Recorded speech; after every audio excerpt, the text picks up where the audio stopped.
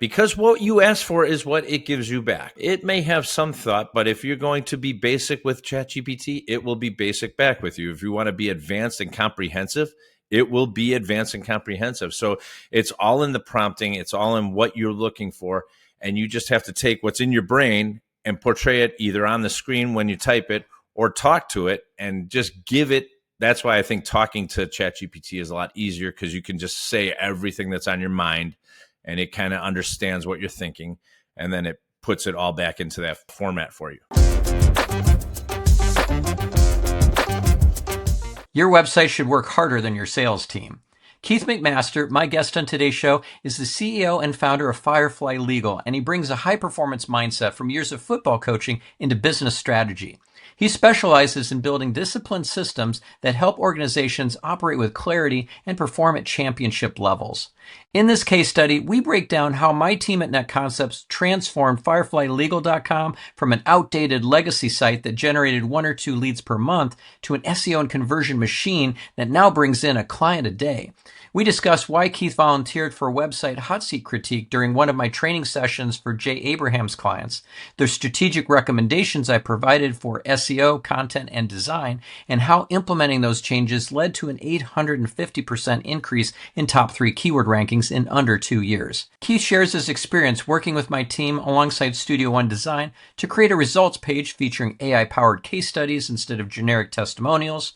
We explore how location-specific service pages eliminated the need for physical offices in 18 cities, how a lead magnet featuring AI prompts successfully converts attorneys into clients, and the technical SEO work that now has prospects finding Firefly through ChatGPT instead of just Google.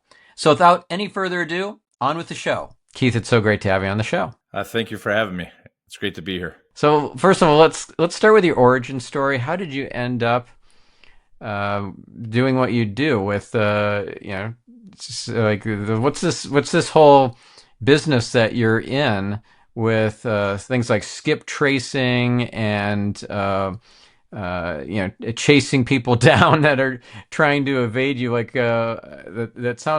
That sounds intriguing for a listener who isn't familiar with what your company does. So yeah. So it started off as gig work on the side, and my dad, he was a police officer in the city of Chicago, and he was working that job as a police officer and trying to feed 6 kids. So he also had a side business where he was doing some private investigative work, where he would locate people. He would also bring people summonses, complaints, subpoenas, and that's where I kind of fit in, was into the gig work of that while I was going to school in college. And then it was in the 90s, and it seems like yesterday, but it's now a while back, 30 years ago. There was the tech revolution back then, and back then it was computers, right? It was going from word processors to computers, and Windows had just come out. And so it started way back then, like kind of gig work, and then looking at how we could integrate computers into that business. And here we are 30 years later doing that work more throughout the nation. All right. And so process serving is serving someone papers if they're getting sued, for example, and your client is trying to serve those papers on, let's say, a defendant, and that's what they would hire you for, or the lawyer that's representing the client is the one that hires you. Yeah, so the lawyer helps. The lawyer is the one that would hire us, and the lawyer from the plaintiff side or the defendant side, or maybe an attorney that needs a witness to a case would hire us to go out. And in the United States, it's your constitutional right to be notified of a pending action against you. And so our job is kind of being the carrier to the court system, like letting people know that there is a pending case and pending in the courts that they need to respond to. And so that's what the documents we bring out. Most times it goes pretty friendly. There's occasional times where it's a little different, but most times it's a pretty easy job, and it's the equivalent of being a notification person, a mail carrier to defendants for the courts. Yep, got it. All right. So how did you end up following Jay Abraham or like working with him? Because we met through Jay Abraham, and then you became a client. So how did that come about? Well, so Jay, and he didn't know it at the time, but he was like almost like a mentor, a hero, somebody I followed through his books. And one book that always stuck out to me was Doing Everything You Can with Everything You've Got, or I forget the complete name, but that's the book I had. And I followed a lot of his teachings in there, followed a lot of his chapters. And the one chapter that really hit for me along the way was "Fish Where the Big Fish Are," or the one motto.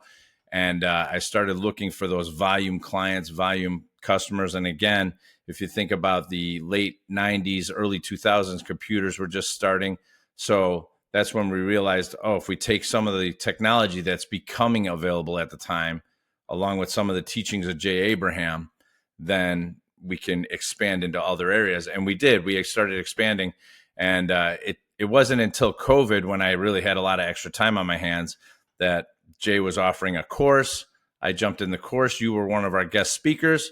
And I volunteered to hot seat my website for you. And from there, we've been partnered since. Yeah, that was a fortuitous volunteering. So thank you for doing that. It was a humbling volunteering. Yeah, so I try to be gentle, but I want to like call it like it is, because that doesn't do any favors to just say, "Wow, this is great," if it's not great. So Right. yeah, yeah. So we started working together. It's been several years now, and we've gotten you some great results. But before we talk about results, let's talk about the journey and how this unfolded. What were the objectives that you were after? Why did you want to hire us? Why did you maybe not almost hire us?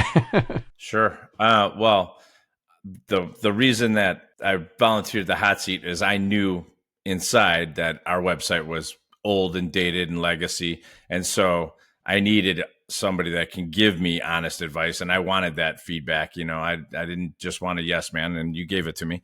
And that's also one of the free marketing tools. We're a family owned company. So we have limited resources in which to go out, make sales, go to conferences, do things. And so what we were looking for was that billboard, that marketing tool that's out there doing work for us without getting pushed to the background, right? And a lot of our competitors, you could see them on Google, you could find them under common keywords, but you couldn't find our company, Firefly. So I wanted to make sure that we moved up the charts. If somebody's looking in the Chicagoland area, in Florida, in Ohio, that they could find Firefly. And it didn't take any time from us outside of answering their questions, answering their calls, having them come to us. So it became a funnel, an automatic funnel that just flowed for us without hiring another additional person to put out there trying to bang on doors, make cold calls. And honestly, it's easier. Yeah, so there was a number of aspects here that we tackled. The first thing was to get the SEO in order. That involved doing keyword research, targeting those keywords by writing content. You had not much content on the site. It was pretty thin in terms of content. So we had our writing team working on content for you, blog posts and so forth. We had technical work to do. It's a WordPress-based website, so pretty easy to go in there and make changes. So we were going in and optimizing the technical structure of the site, and doing like I said, the keyword research, the also doing link building. So it was a full comprehensive engagement in terms of SEO. We also had recommended that you hire another company to work alongside us to do a site redesign, because it's not a great look if somebody does see you top in the search results and then they click and it's not designed well. It doesn't look contemporary and up to date and a quality brand. So you took that advice on board and you hired Studio1 Design. Previous episode here on Marketing Speak, I actually did a case study with Greg, the founder of Studio One, going through your site and providing a lot of behind the scenes of what we did in the redesign process. So it was a team effort between you, Keith, and Studio One, and I and my team at Net Concepts to come up with the final design and the live site, which is beautiful and highly functional and gets the job done and definitely converts at a higher rate. So thanks for taking that advice on board. Yeah, it converts at a much higher rate. And to just talk about Studio One real quick, I think what they did is they took who we were as people, as our company, and they really portrayed that, which was great. And it's not the same boring generic websites that everybody else is going to have. Like, I'm on the top of that website and in my own environment, right? We're kind of wearing our t-shirts, which again, if you're a person on the street going out to serve somebody, you're not going in a suit and a tie for the most part. You're kind of just a regular dude. And so that's how they portrayed us, as regular people that you'd want to know, want to have a conversation with. And it's converted. And so then taking that with all the new articles and things that the writing team did for us is just been awesome and exponential for the growth. So it's been great. Yeah, so some of the technical SEO that we did, we made sure that things like titles and meta descriptions were optimized, heading tags, a lot of the behind the scenes HTML coding, not just revising and rewriting content, but going into the HTML, making sure schema markup is added, doing things that would help also with AEO, answer engine optimization, or AI SEO essentially. So we tackle all the aspects of that. And when you said that Studio One really understood your brand, that was something that we wanted to make sure, as the company, the team that was already holding the relationship with Firefly, we wanted to make sure that when we brought them in, that they understood what we already learned about your brand. And so we did a very thorough briefing process with them. I'm a big fan of the story brand SB7 framework. There's the book by Donald Miller called Building a Story Brand. And in that, he talks about things like having a common enemy that your visitor says, oh yeah, I hate that. I hate those things, or those like, planned obsolescence. We can all get behind hating planned obsolescence. Like, I hate having to buy a new iPhone every 2 years or even every year. That bugs me because I'm environmentally conscious. So we can all agree to hate that. So what's the common enemy in your case with Firefly Legal and your constituency, your target audience? What would you say is that common villain or shared villain? I would say that there's been some problems in our industry, and so one, you want to show that, like, you want to portray integrity, but you also want to portray speed, accuracy, efficiency, all these things tied into one, right? And the most important thing is that you get it done correctly. So if you don't get it done correctly, a case can be killed in court. It might have to start over. It could cost somebody money. It could cost somebody a case. So it really has to be done correctly. It has to be done efficiently. There has to be communication with the clients. And all those things were things that you as your team had portrayed through some of our articles, our blogs, our copy, and then also was portrayed through the design of the website. So everything came together. Just it all flowed very perfectly. So It's great. And now we're working on YouTube Shorts and Instagram Reels for you that portray that as well. That's right. Yeah, speaking of that, your social channels kind of went stagnant for a while there, and I nudged you to get those revitalized. You want to talk a bit about that? For about 10 years or so. I'm not quite that long, but multiple years. Yeah. Yeah. So yeah, now it's fresh and it's updated, and it doesn't seem like it's been sitting there not producing. But that's also, as the younger generation comes up, that's what they're on. They're on the Instagram, the Facebook, the X. Even the younger kids are on TikTok and things that I don't understand yet. But I'm trying to stay relevant with where the industry's going, and that's kind of how I've always been, from the way we started the company with the tech industry to building a mobile app before an iPhone came out to trying to use AI in our industry. So it makes sense to stay on top of the social media, the website, all of that is integrated together. Yeah. So there's this concept called a lead magnet in online marketing, where you have an irresistible offer that you don't have to really hard sell, because it doesn't cost any money and it's a high value item. It's a no-brainer for somebody who's, let's say, a first-time visitor to your site. It might be offered through a pop-up or through kind of an ad on the sidebar or on the bottom of the page. So we came up with a lead magnet idea for you, which you really liked. So do you want to talk about that? It's AI prompts for the legal industry, and really, you and I have been working, and really, you kind of been mentoring me on the AI world and how to start advancing in that AI world, and using ChatGPT, Gemini, Grok, and countless other tools along the way.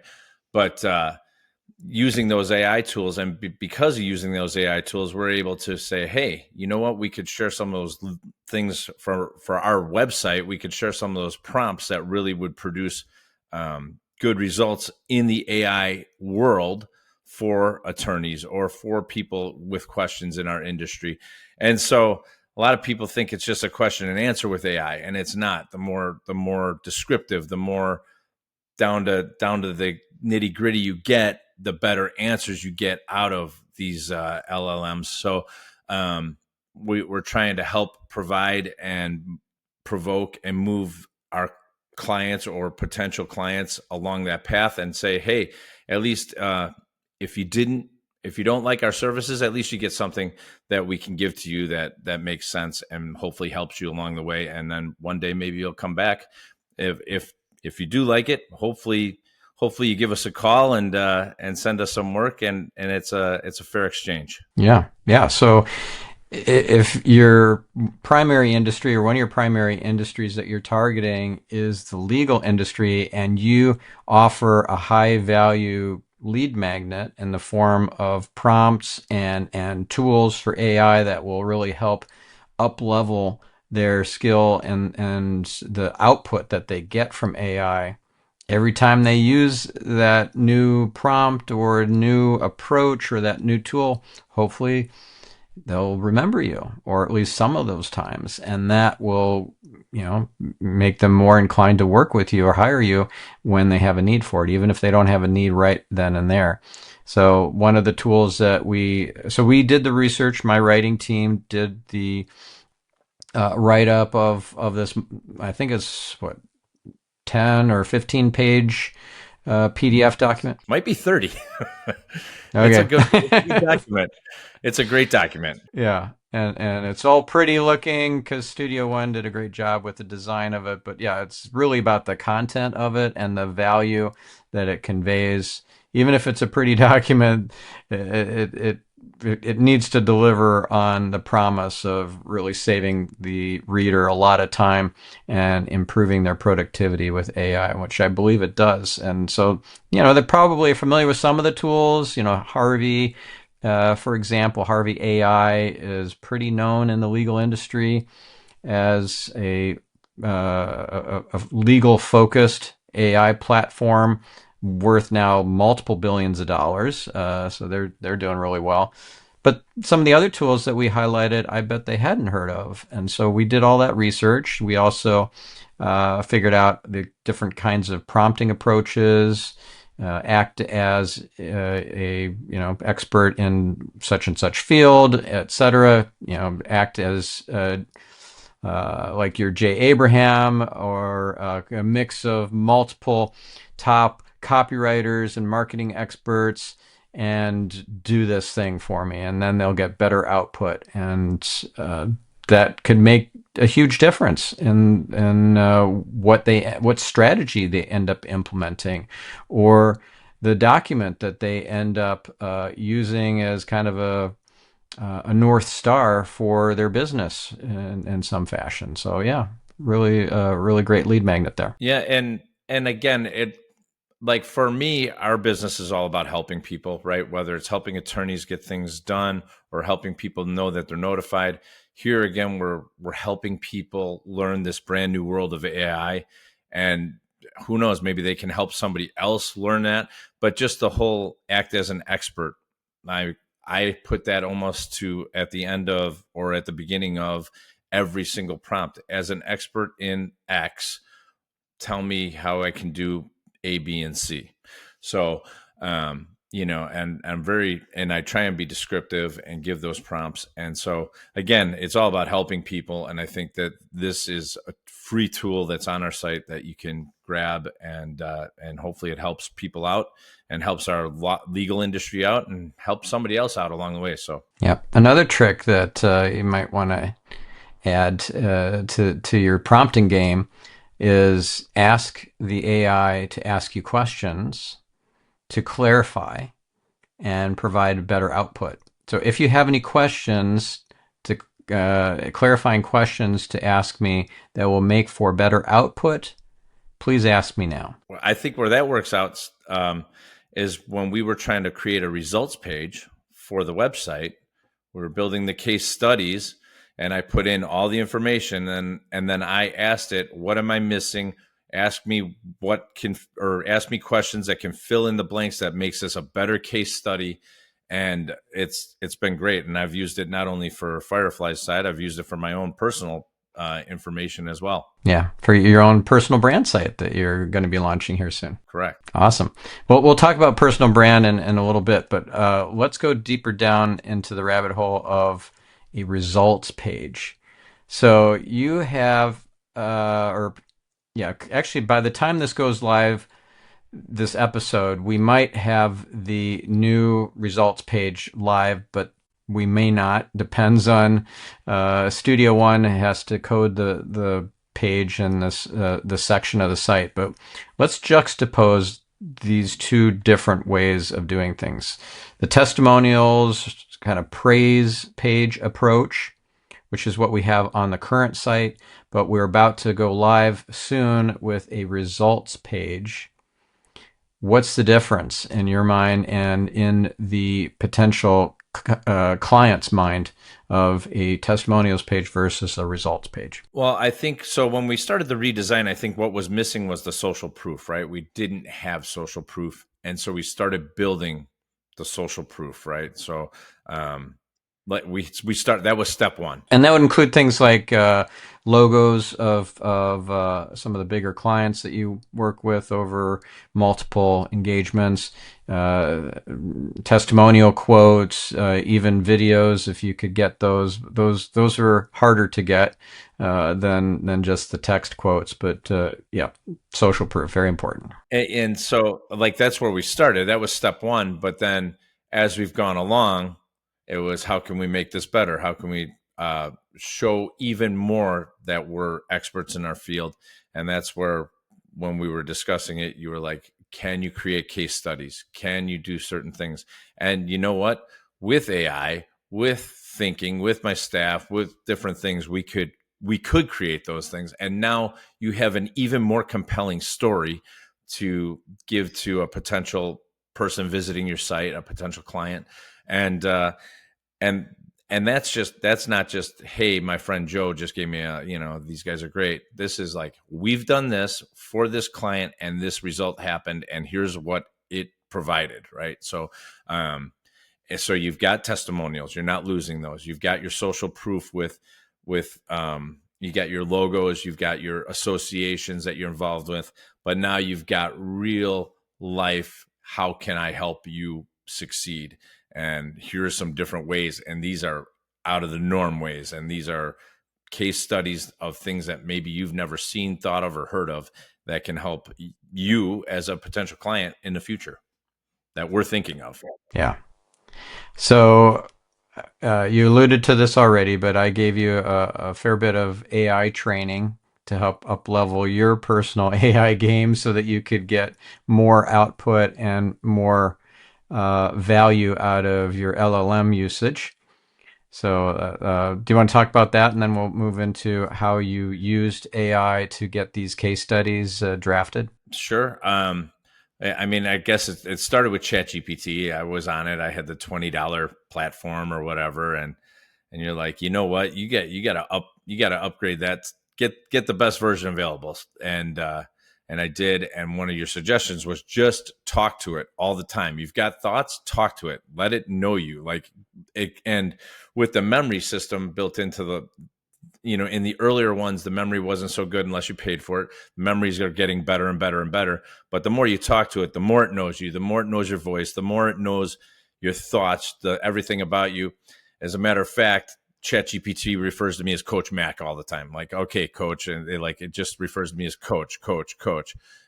And that's because I not only use it for work, but I use it for football, or I used it for the holidays to create recipes. So, but it started with ChatGPT. Now, when you say that you talk to it, you also hear it talk back to you. So you can talk to it and have it transcribe what you are saying, and then it will give you typed output back. That's pretty straightforward.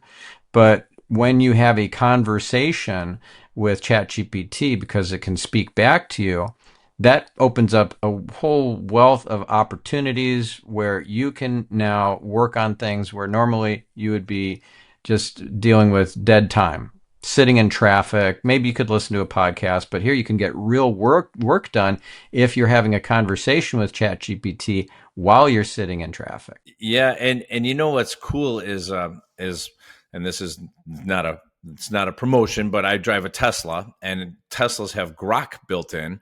And so now when I was driving, I had to drive 2 hours to Wisconsin. You can't be on your phone while you're driving.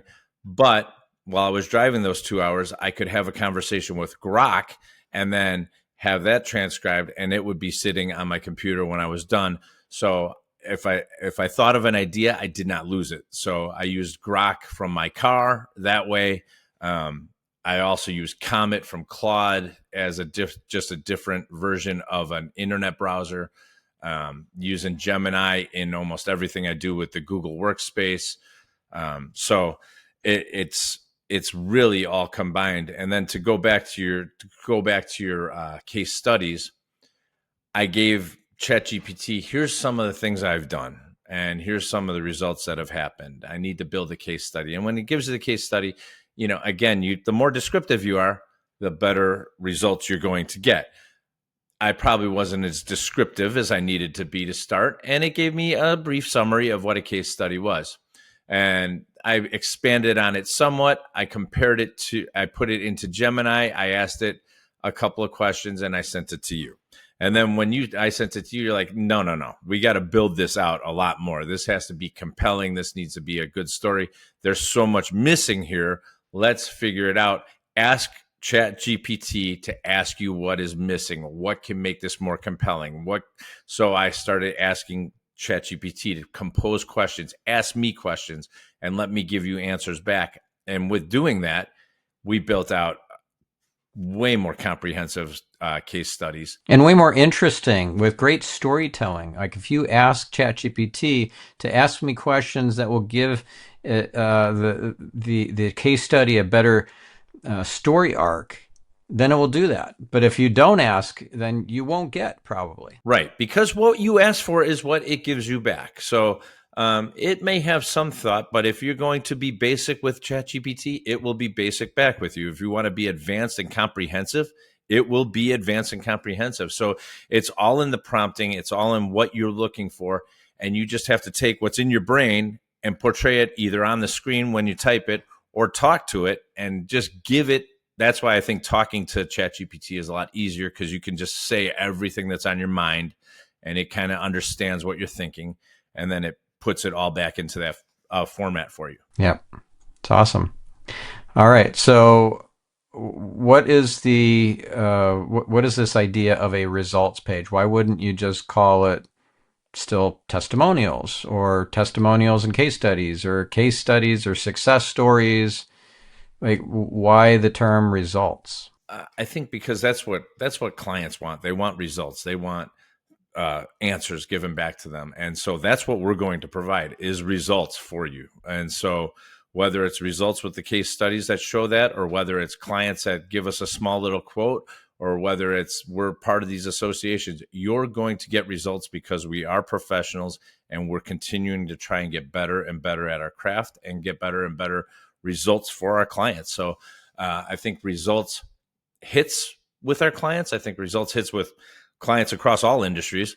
So it's just one more step up. We're leveling up and trying to continue to level up our game to provide the best possible results for our clients. Yeah, and related to results are frequently asked questions, because when people are considering hiring your firm, they want to see results. They want to know that you deliver results, and they also have objections or concerns that they need attended to or addressed, and that's where a frequently asked questions page, and also FAQs, or frequently asked questions, on multiple sales pages and landing pages comes into play. Sure. And again, I think that's also like, just like ChatGPT, the more you can give an answer, or the more you can provide answers to their questions, or provide answers to questions they're not even thinking of, the better you relate to the client, the better you relate to the person reading your web page. Because again, all marketing is one-on-one. So it's our web page speaking to the person on the other side of the screen. And so we're trying to give, hey, if you have this question, we already have your answer, right? And so if we can provide the answers before you ask the question, we're doing a good job. Mm-hmm. Yeah. So you have a FAQ page, which is a whole set of questions and broken down into sections about pricing, about all sorts of different things. You also have these various services pages that all have FAQs at the bottom of the page as well. So for example, on the process serving page for, just the general services page, you have, can a process server talk to my neighbors? Can a process server walk around your property? Do you have to answer process servers' questions? What happens if a process server can't find you? How do process servers find people? Questions like that, which help with SEO, helps with showing up in the people also asked section of the search results in Google. It also helps with AEO, answer engine optimization, so that you show up in ChatGPT as a recommendation, and other LLMs, Perplexity, etc. So, and having that just as questions and answers is a good thing. But on top of that, we also add schema markup, FAQ schema markup, that makes it very clear to all these engines that this is a question and this is an answer, then this is a question and then this is an answer. And so that increases the likelihood that the LLM will utilize those FAQs, or in the case of Google, that it will be potentially not just an answer in like Google AI mode or an AI overview, but also in the people also ask section, where people can expand on those questions and then see the answers, and then more questions get populated into that section as you expand some of the questions. So that's a great little strategy there for FAQs. Another strategy I want to bring up that I'm really proud of is having these service pages like process serving, for example, or skip tracing or court filing, having multiple locations that you're in many different cities and states. Some states are more important than others. Some cities more important than others as far as your market. But having a page for process serving in, let's say, Arizona versus just having one single services page for process serving and that's it, and hoping that ranks for everything from process servers in Arizona to process servers in Ohio to process servers in Chicago or Chicago process servers, etc.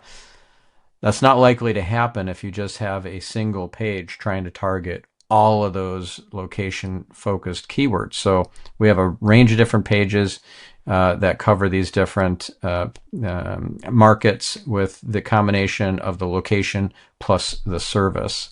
Do you want to expand on that or say anything about the results of that? Sure. I would say to start, back in the early 2000s, our way of expanding was to open offices in Tampa, Miami, Cleveland, Cincinnati.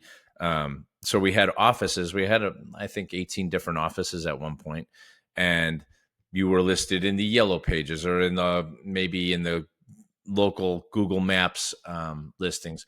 But as time has moved on and technology's changed, we've actually shut down those offices because everything can be localized, especially since the pandemic. We've been able to really use the technologies that became available to reduce our office size, but yet we've expanded our footprint because we can be in Wisconsin or Pennsylvania or Philadelphia or Chicago or wherever a person's looking. And when a person goes to look, they're not looking in the yellow pages and they're probably not looking on Google Maps. They're probably going to type in Chicago process server. So you better have a way that you can make sure that your web page is coming up in the top results on Google.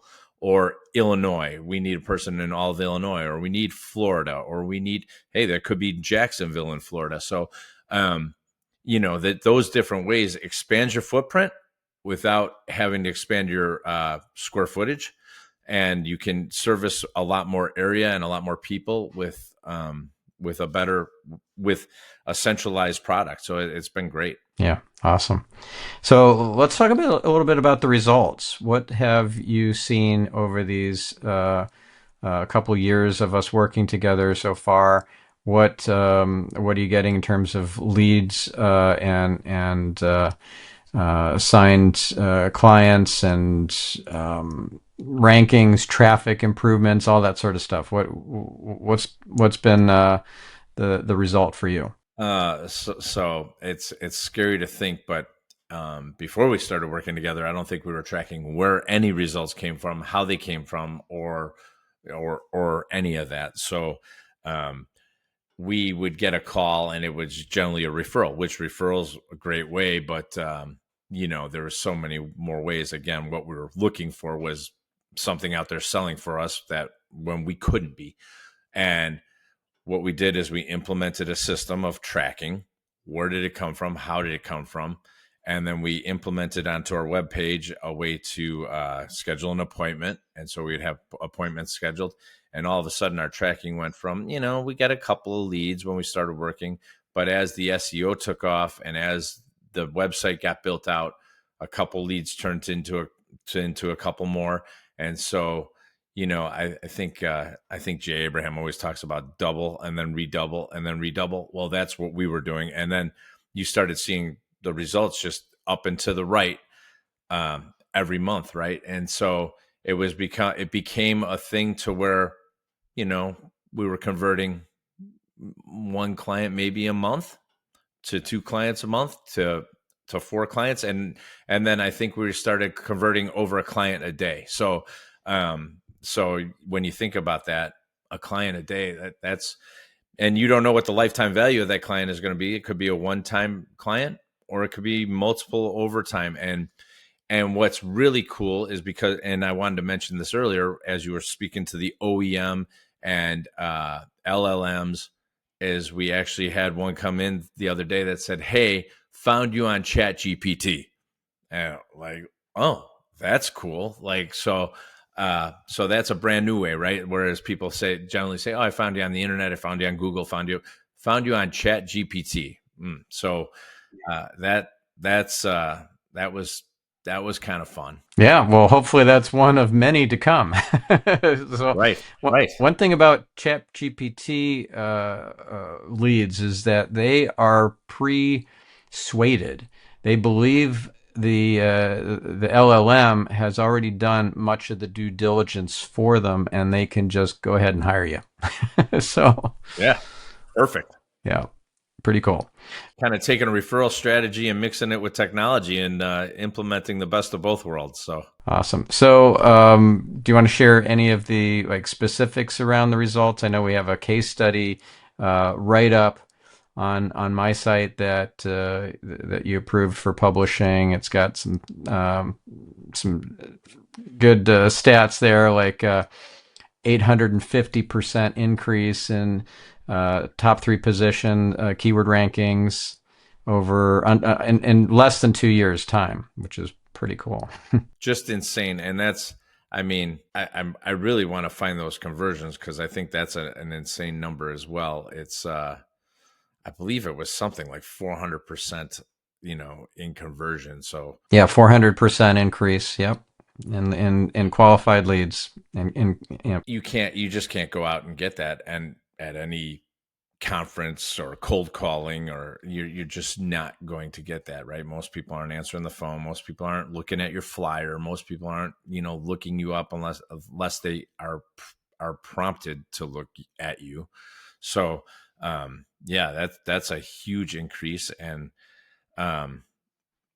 it just it would not have happened without the SEO, the AEO, and all the work that we've put in, all the hard work. So, and to do it in 2 years' time is fantastic. And we're not done yet. We're still working our way up. So, Yep. My website's never finished, and SEO and AEO is never finished either. So yeah, hopefully we'll be working together for a long time. right. Yeah, and so let's talk a little bit about some of the social media, or what Gary Vaynerchuk now calls interest media. He says it's not social media anymore. It's not about the social network. It's about interests, because people who are not in your network, who have something that is very interesting, likely interesting according to your interest graph, that will get shown to you on most of the social platforms. If it's LinkedIn or it's Facebook or whatever, you'll see those shorts or those reels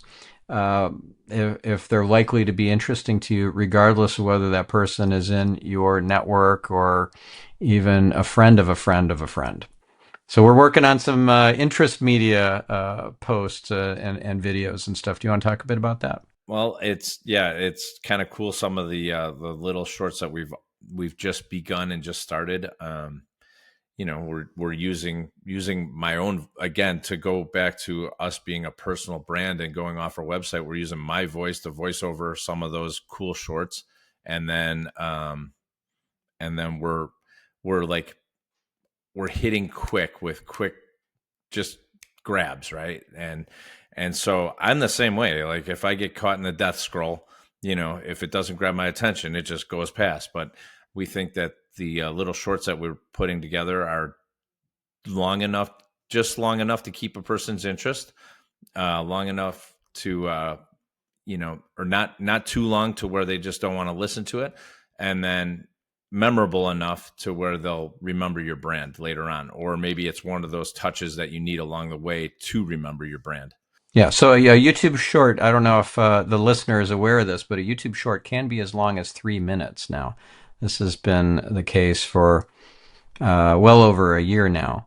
And our shorts are significantly less than that. It's more like a minute or minute and a half. That's the limit. You have a minute and a half for an Instagram reel. But this is really about storytelling and a story arc in a very short period of time, and not losing them The most critical time that you're most likely to lose them is in those first 3 seconds. So you have to deliver a strong hook and powerful foreshadowing in those first 3 seconds, or they're out of there. They've swiped to the next one. Right. And that's the whole thing is the hook, right? Just a quick hook. But you got to keep it interesting if you're going to go 45 seconds, 90 seconds. Again, probably why we wouldn't go 3 minutes, because after about 30 seconds, people are probably swiping. So, um, That's the thing too, is that the people who are in educate me, or I'm ready to potentially buy and I need to do my due diligence or my research, they're in a different mode, and they're likely to be watching landscape, longer form videos.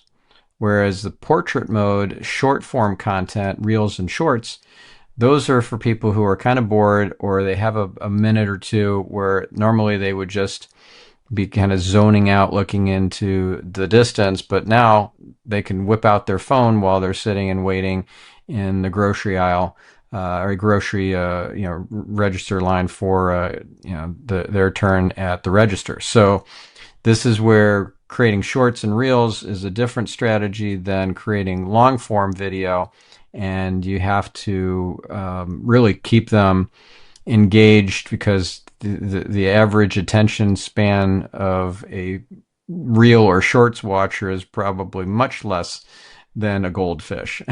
So yes.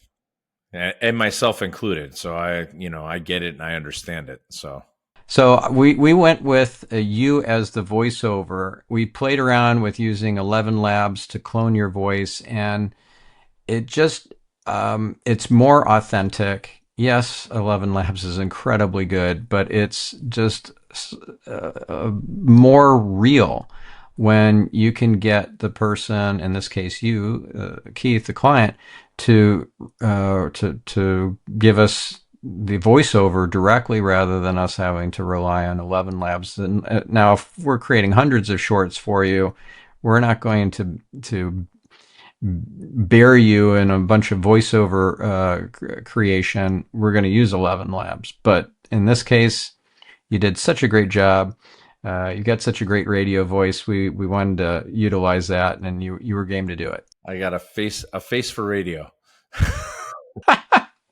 That is a terrible thing to say.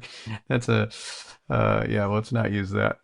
I mean, we'll keep in the episode, but it makes me cringe when I hear people say that, because I think that they like, oh, it's self-deprecating humor. I'm just being silly, but your brain, the subconscious mind is not really getting the joke. It takes you at face value, and so you're speaking these, what Tony Robbins refers to as incantations, into your consciousness. So be really mindful of what you say about yourself. Yeah, no, that was just a little punch up.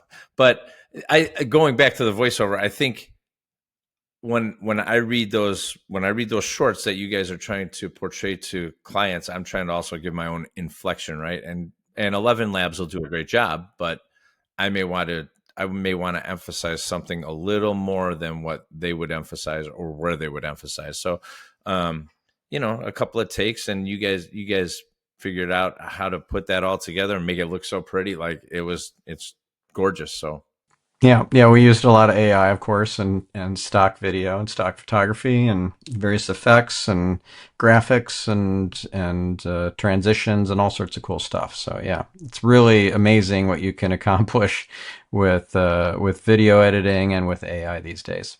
yeah, it's a little bit more fun to do it yourself too. So, it doesn't take much time, and it's a little bit more fun. And then when you see it all put together, it's impressive. Cool. All right. So I know we're getting close to time. I want to cover a couple other more topics. One is your personal brand. So why make a personal brand website?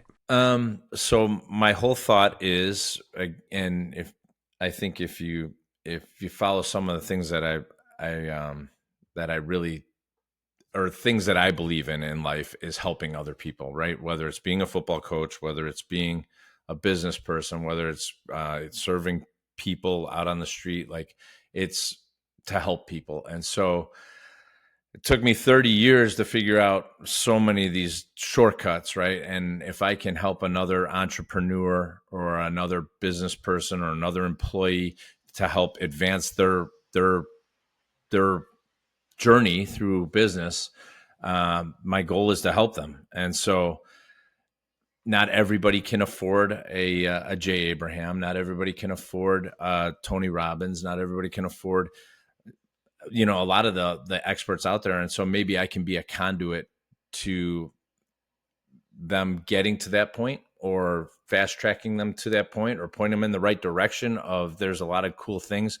And so even with coaching football, my whole goal is to teach life skills through the game of football, right? And how do you have teamwork, success, discipline, consistency, dedication. So all those life skills are things that I teach, and my conduit is football with kids. And so I feel like football taught me a lot of life skills that I took into business, and now I'm taking that back into the football world. But I also business has also given me a lot that I want to give back to the business world. So, that's my goal. And if I can help others, that's that kind of drives me, is helping other people. Yeah. So Coach Mac, coaching in business, not just in football. Love it. Right. All right. All right. Now, are you able to talk a little bit about the acquisition, or is that kind of off limits? No, that's open. I could talk about that. So you recently got acquired. I did. And so it's funny. The industry it's cyclical, and it goes through changes about every 10, 15 years. There's some changes, some consolidations, some things that happen. And because I was able to grow my company and do a lot of cool things with our webpage, with our marketing, with our operations, and being scalable and efficient, people have been knocking on our door a lot. And so this one company, they have a very good outlook on how they like to treat clients, how they like to treat people. Their culture fits very well with our culture, and they like to help other people. So that's one of the reasons that we felt like that might be a good fit. The other reason is they offered some other things that we can't offer, won't be able to offer, and we can put together a more comprehensive package suite for the law firms, for lawyers out there. And so what you're getting is not only the front trial court services from our firm, but you'd be able to get the appellate work and the work that goes all the way up, can go all the way up to the United States Supreme Court through this acquisition. And we were also able to grow our footprint through different industries, through different geographies. So the acquisition is and the coming together of these companies really creates something great to go forward with.